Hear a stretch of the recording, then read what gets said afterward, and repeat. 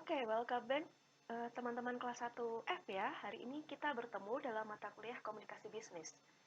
Kalau kita ingin membahas di pertemuan kita yang lalu, kita sudah bahas yang namanya etika, yaitu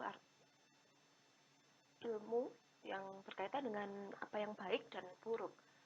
Kemudian etika tersebut sangat penting, terutama dalam dunia modern saat ini. Dan berikut ada sistematika etika yang secara akan banyak kita pelajari pada bagian profession etik, yaitu di bagian business. Kemudian prinsip etika profesi yang paling penting ya, prinsipnya adalah tanggung jawab terhadap 4 hal, yaitu input, proses, output, dan juga outcome. Serta adil, tidak melanggar orang lain. Otonomi, memiliki kebebasan kerja, namun tidak melanggar hak-hak orang lain. Nah, kemudian ada satu slide yang berisi kode etik mahasiswa.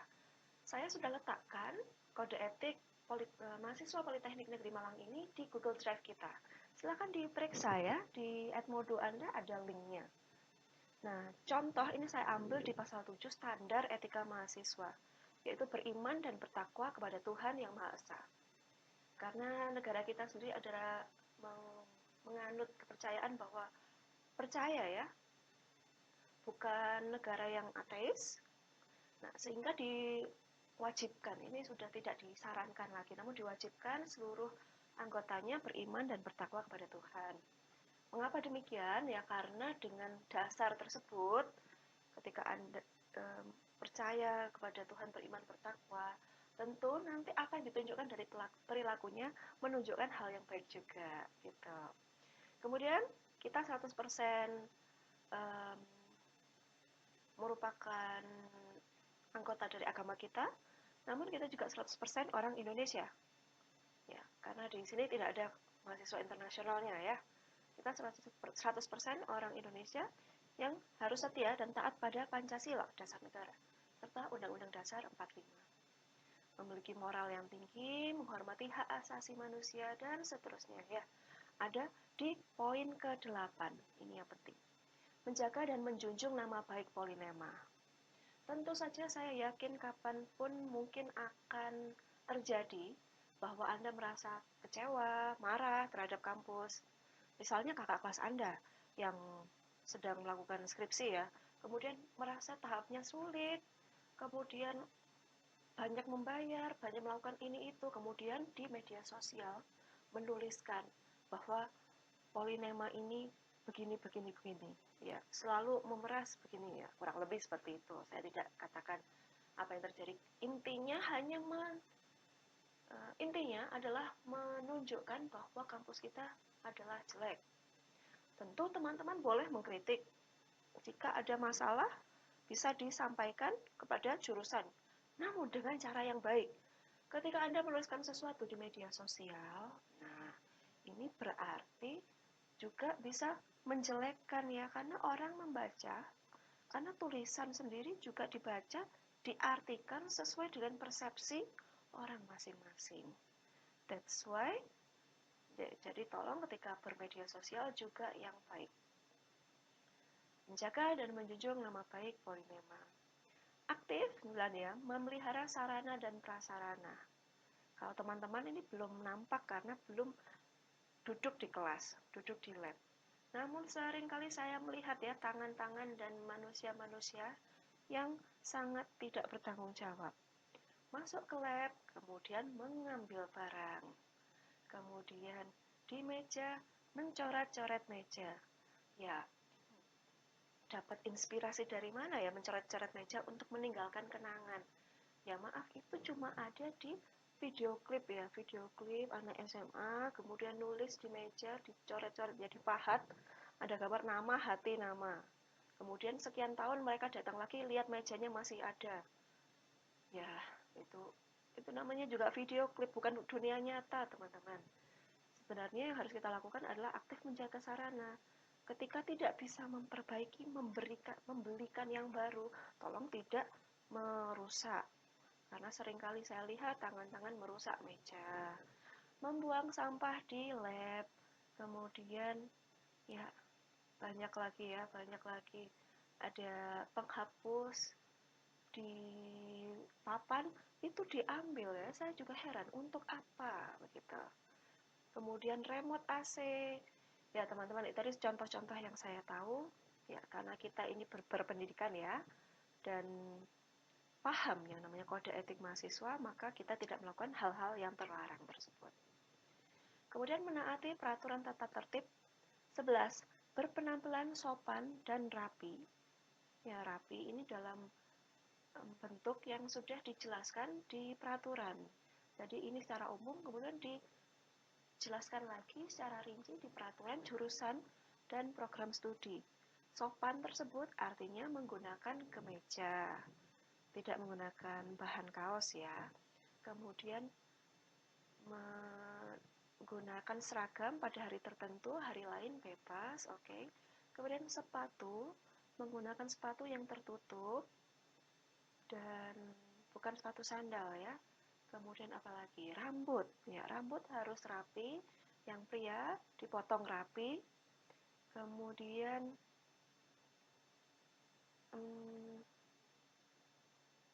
banyak juga aturan-aturan yang secara khusus, misalnya aturan berpenampilan ketika mengikuti sidang, ujian, semacam itu.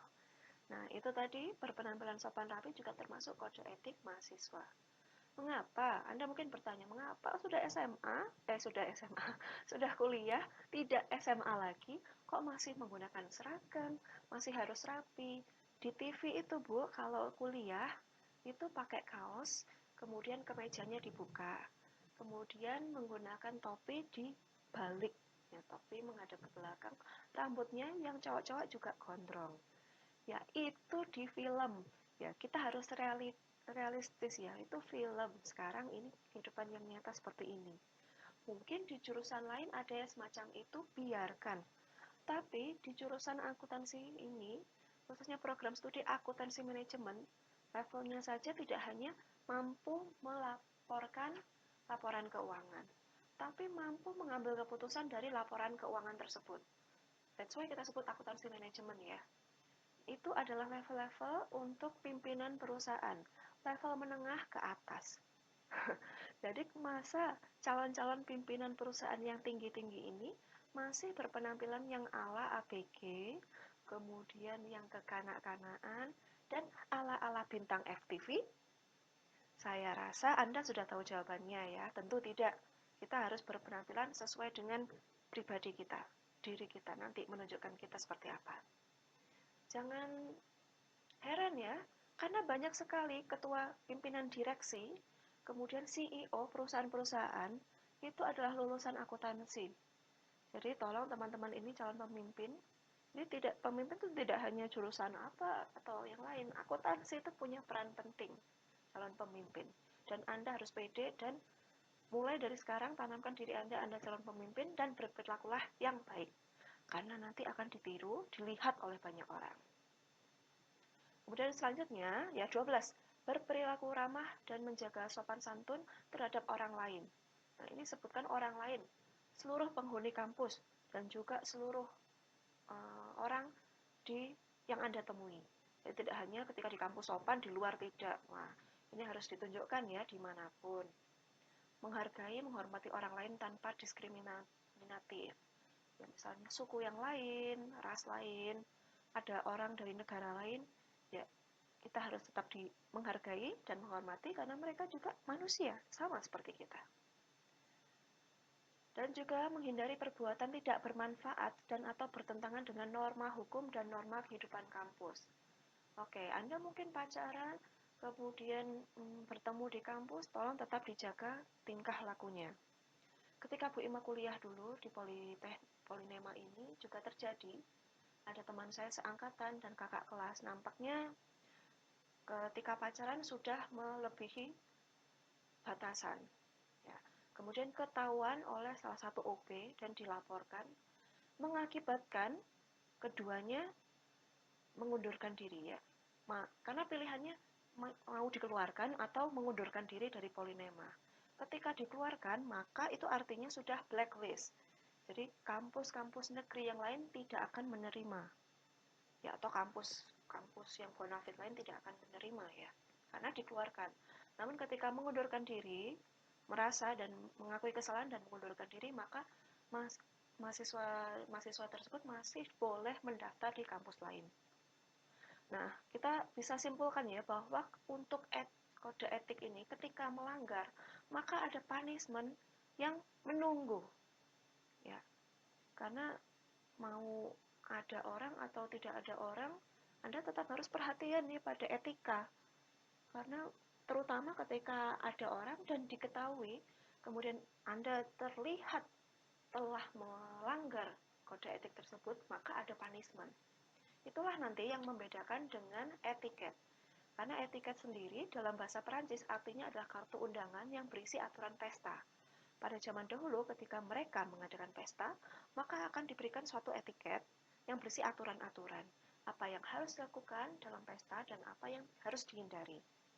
That's why kita mulai pergunakan ya, kita adopsi kata tersebut dan secara internasional juga diadopsi ya etiket yang artinya adalah tata cara atau manner. Misalnya berbicara secara sopan, cara berpakaian yang baik, cara duduk, menerima tamu, dan lain-lain. Nah, artinya sendiri etiket dapat dijelaskan dalam 3 hal, yaitu tata cara pergaulan yang harus diperhatikan oleh setiap orang.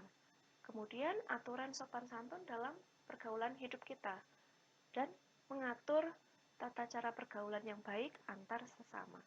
Ya, kurang lebih seperti itu ya artinya. Kedua adalah manfaat etiket dalam bisnis.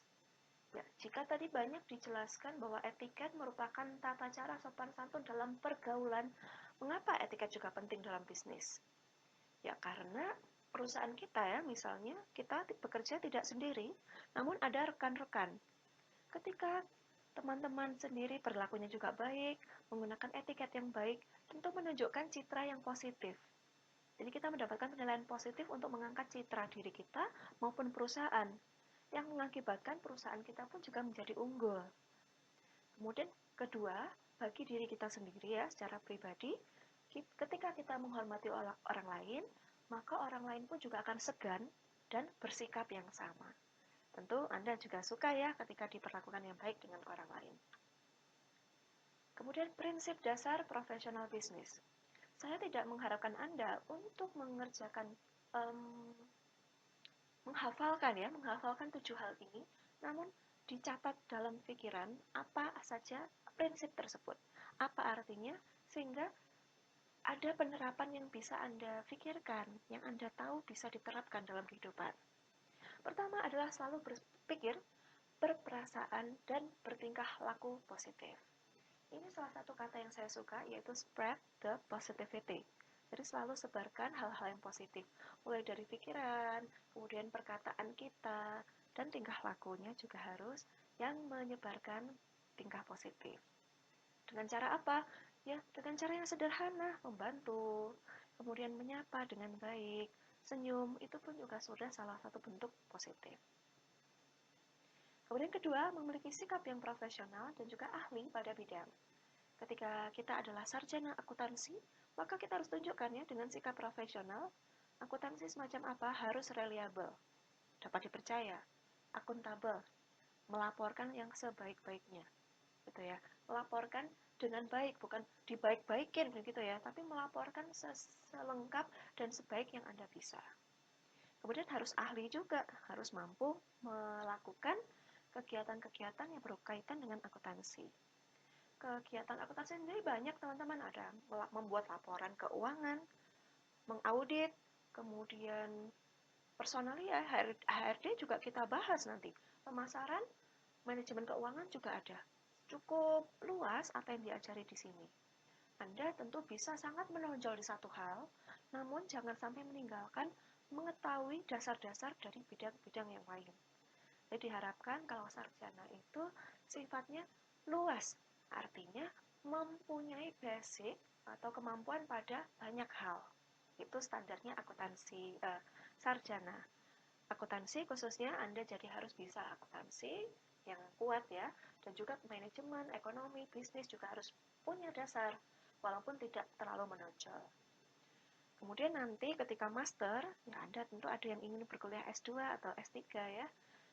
Ya, ketika master baru mulai ditekuni bidang apa yang memang ditekuni. Jadi semakin mendetil, nanti S3 benar-benar khusus pada satu topik. Itu adalah sikap seorang profesional. Kemudian yang ketiga, tidak egosentris. Tidak hanya mementingkan kepentingan diri, namun kita juga pentingkan kebutuhan atau kepentingan masyarakat umum. Itu adalah seorang profesional mementingkan kepentingan umum di atas kepentingan diri sendiri. Keempat, penting adalah bisa menjaga rahasia. Ketika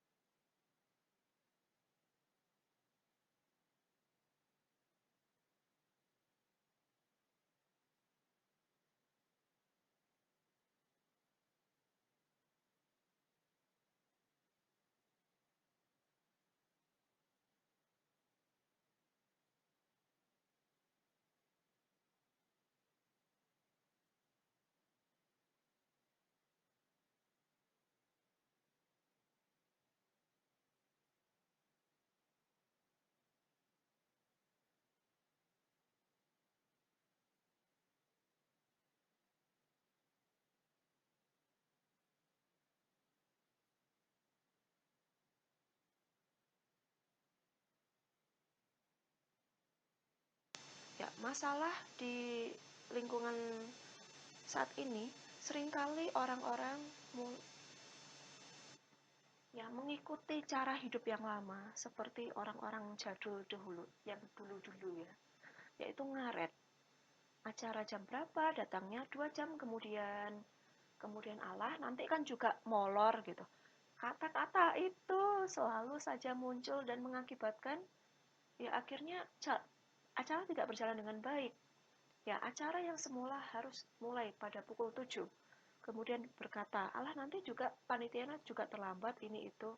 Kemudian padahal panitianya sudah standby. Pesertanya tidak ada yang datang karena berpikiran yang sama. Apa jadinya? Akhirnya benar, harus tertunda seperti itu. Jadi teman-teman, semoga ya mulai dari sekarang kita tidak berpikiran semacam itu. Karena jika tetap seperti itu tentu akan tertinggal ya, tertinggal dibandingkan yang lain. Di luar negeri orang memang sangat tepat waktu. Acara jam berapa harus datang jam berapa. Saya mau cerita satu hal. Ketika saya berkuliah, budaya Cina itu setiap Imlek ya, malam Imlek kita tuh selalu mengadakan makan malam bersama. Ya, mengapa demikian? Karena dipahami ya, diketahui secara umum bahwa ketika malam Imlek tersebut banyak roh-roh yang datang ke bumi dan juga akan mengganggu orang yang sedang sendiri. That's why setiap orang itu akan pergi bersama keluarga ya, pergi ke rumahnya masing-masing, pulang kampung, dan makan malam bersama.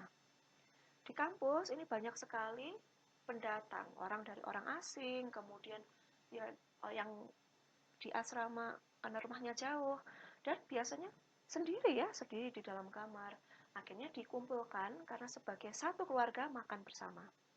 Ya, jadi ada undangan dinner bareng di kampus. Kemudian karena saat itu saya masih baru ya, tidak banyak mengenal orang. Kemudian teman-teman seasrama saya mengatakan bahwa ia datang makan malam. Nah, tapi datangnya setelah sholat saja.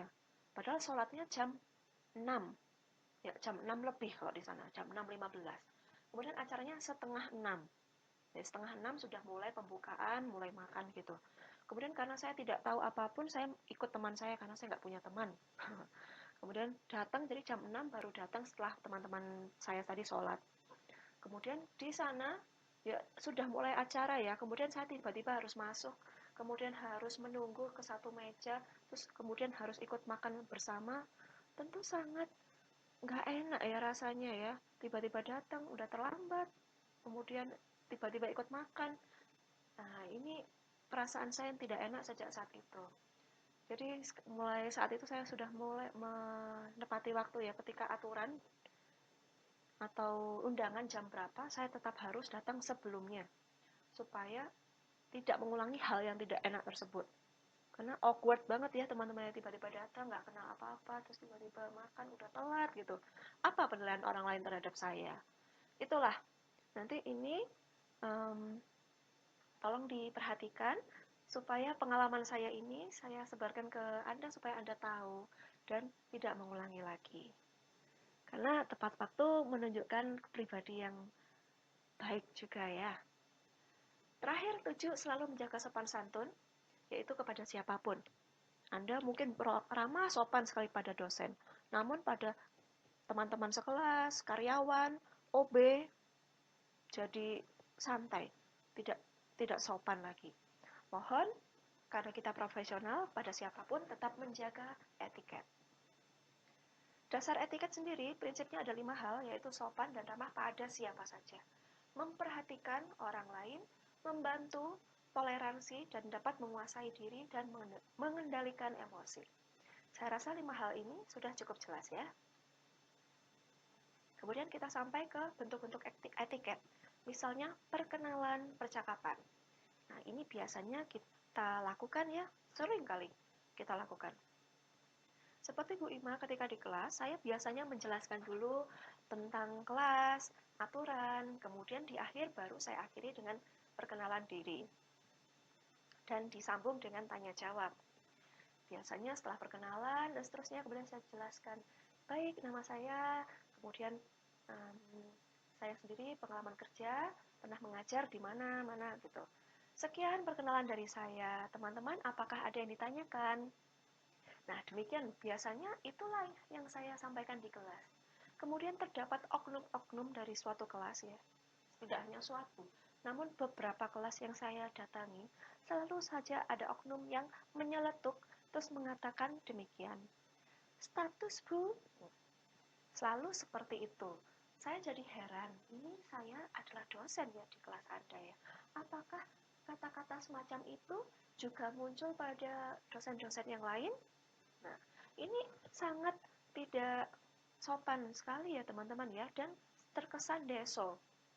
Ya enggak, kalau nggak deso ya siapa lagi? Karena ketika saya berkenalan pada forum, misalnya rapat, kemudian forum group discussion, semacam itu, dengan orang-orang profesional yang lain, para dosen misalnya, itu tidak pernah ada yang mengatakan semacam itu.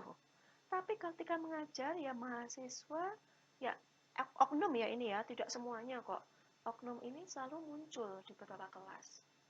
Ya, jadi ketika tahu ya teman-teman ya, ketika membicarakan hal yang topiknya pribadi semacam itu, apalagi pada dosennya, tentu tidak disampaikan dengan cara yang um, kekanak-kanakan. Saya rasa itu SMA banget, anak SMA banget. Sedangkan Anda kan anak kuliah, tentunya tidak semacam itu. Jika memang Anda ingin tahu masalah pribadi, misalnya Anda ingin tahu usianya berapa, apakah sudah menikah, tanya. Terima kasih Bu Ima atas perkenalannya. Mohon maaf, saya siapa sebutkan. Jika boleh tahu Bu, apakah Ibu sudah berkeluarga? Jika boleh tahu, berapa usianya? Ibu rumahnya di mana? Nah, sampaikan saja pertanyaan Anda dengan cara mohon maaf dulu, kemudian tanyakan kesediaannya. Ya, jika Ibu berkenan, saya boleh bertanya berapa usianya. Contohnya semacam itu. Jadi tidak tiba-tiba nyelonong saja dan kemudian tanya. Kan ya deso ya teman-teman ya. Saya sering mengatakan deso. Jadi kalau istilah yang jelek di kelas saya adalah deso. Saya harap teman-teman nggak gitu. Kemudian ya perkenalan harus mengucapkan nama dengan jelas. ketika jabat tangan itu juga penting kita ketahui berapa kali ayunannya, kemudian kuat atau lemahnya pegangan tangan itu, kontak mata bagaimana, senyum, dan juga ketika berbicara ya, kita harus menghindari hal-hal yang memonopoli pembicaraan, kemudian berbohong ya, membual, membicarakan topik yang jelek. Ya, jadi pilihlah topik-topik yang baik, jangan gibah. Kemudian hindari masalah pribadi, misalnya tentang penyakit yang diderita gitu. Loh, aku dengar kamu sakit kuning ya? Wah, kan jadi nggak enak ya teman-teman ya. Jika Anda ingin bertanya sesuatu, sampaikan dengan baik. Kemudian yang mau saya sampaikan lagi di sini, di bagian yang penting adalah memperkenalkan orang lain. Cara memperkenalkan orang lain. Jadi Anda sedang berjalan ya, Anda berjalan dengan seorang teman perempuan, kemudian ketemu teman laki-laki. Contoh, Anda sedang berjalan dengan Rani, dan kemudian tiba-tiba ketemu dengan Guntur teman Anda. Kemudian yang Anda lakukan adalah, bro, Guntur apa kabar? Kemudian ngobrol, kemudian Anda mau bilang, Guntur, kenalin nih, ini Rani. Paham? Ya, begitu contoh perkenalan yang salah. Jadi ketika memperkenalkan orang lain, terutama ketika Anda bertemu, ada teman perempuan dan laki-laki, maka perkenalkan yang laki-laki ke perempuan. Jadi setelah ketemu Guntur, gitu, oke, oh iya, Rani, ini kenalkan teman saya Guntur. Gitu. Jadi yang dikenalkan, yang pria dikenalkan ke wanita. Namun bagaimana jika dua-duanya adalah wanita? Kemudian ya tentu bebas ya ketika seumuran, teman seumuran, saya rasa bisa dikenalkan, saling dikenalkan gitu. Kemudian, namun jika teman Anda, ya, Anda berjalan sekarang kebalik, Anda berjalan dengan teman laki-laki, kemudian bertemu dengan kakak kelas atau pimpinan yang kebalik. Jadi Anda bertemu dengan berjalan dengan teman perempuan. Kemudian ketemu lagi dengan Bapak Guntur tadi adalah pimpinan, kakak kelas atau atasan gitu ya. Nah, kemudian bertemu, oh Bapak Guntur mau kemana? Kemudian yang Anda lakukan adalah memperkenalkan yang jabatannya terendah ke tinggi. Jadi tidak Bapak Guntur, kenalkan ini teman saya Rani. Tidak seperti itu, namun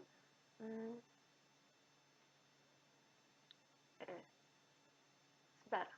Ya, betul. Ketika tadi, kalau tadi kan yang wanita, yang pria dikenalkan ke wanita ya. Namun sekarang karena pimpinannya tadi, ya Bapak tadi adalah pimpinan, maka tetap harus kita dahulukan yang jabatannya tertinggi. Nah, jadi kita bisa sampaikan begini.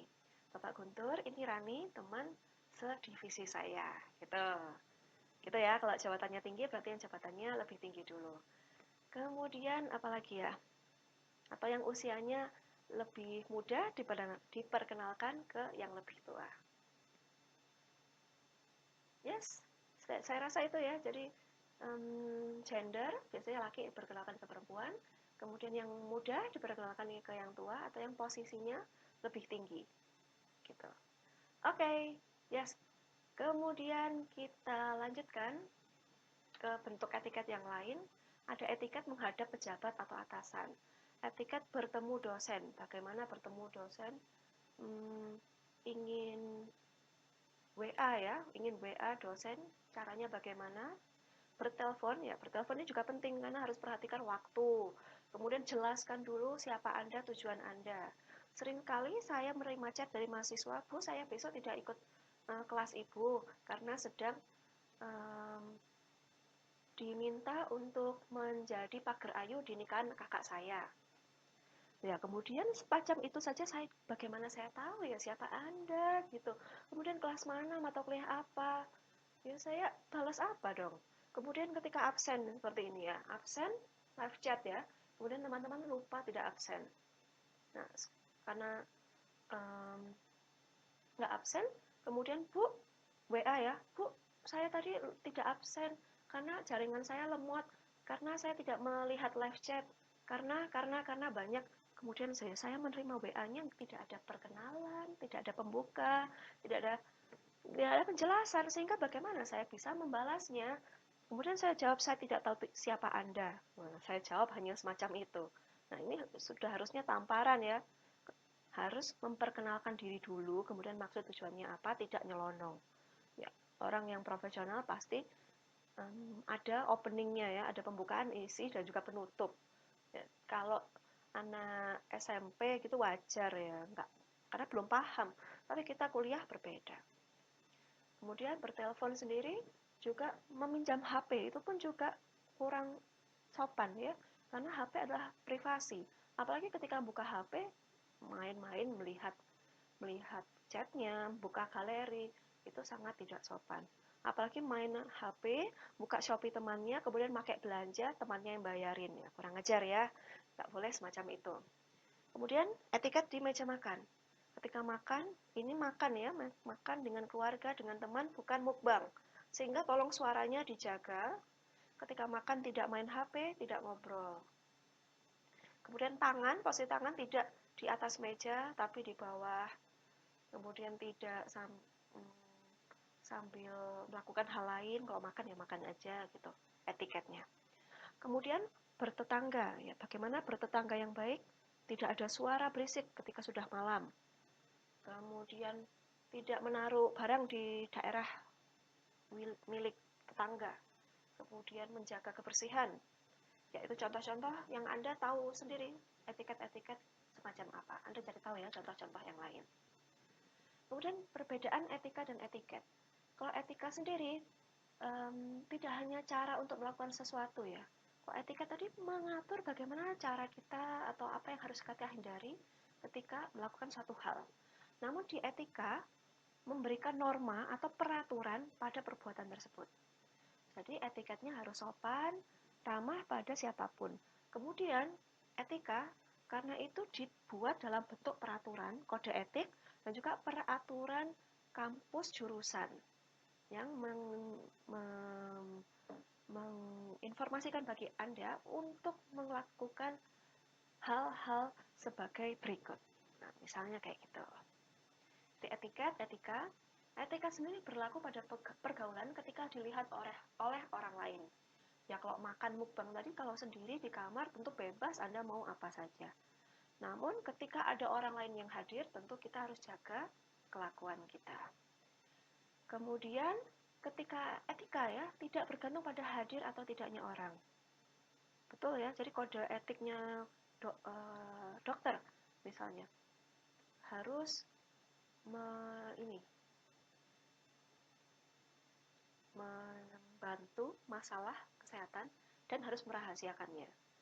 Ya, tentu ada atau tidaknya ada orang atau tidak, tentu dia tetap harus menjaga kerahasiaan dokumen pasien. Karena tidak ada orang kemudian disebar-sebarkan gitu. Kan nggak seperti itu ya. Jadi etika sifatnya mau ada orang atau tidak tetap harus dilakukan.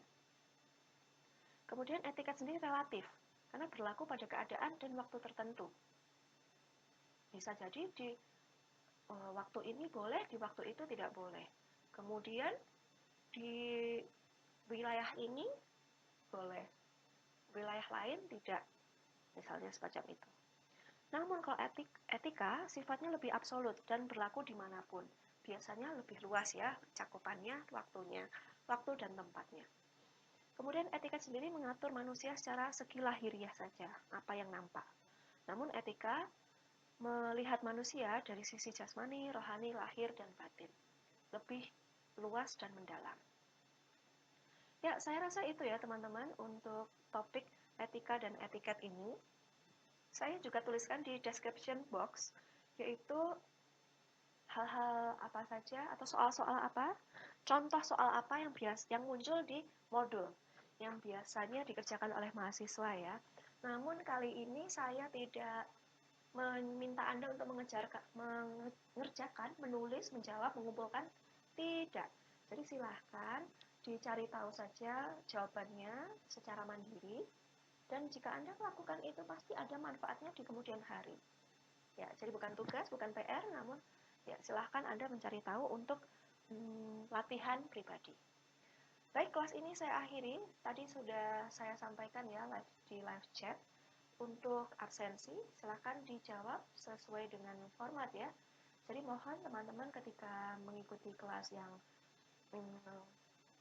premier semacam ini atau live, tetap diperhatikan juga sometimes live chatnya. Karena saya kadang menyapa Anda, kemudian memberikan informasi tambahan ketika ada yang kurang ya, dan juga absensi. Ya, I think saya rasa demikian ya. Saya mau simpan video ini. Saya beri waktu tambahan 30 detik ya bagi Anda untuk menyelesaikan yang belum menuliskan nama pada live chat.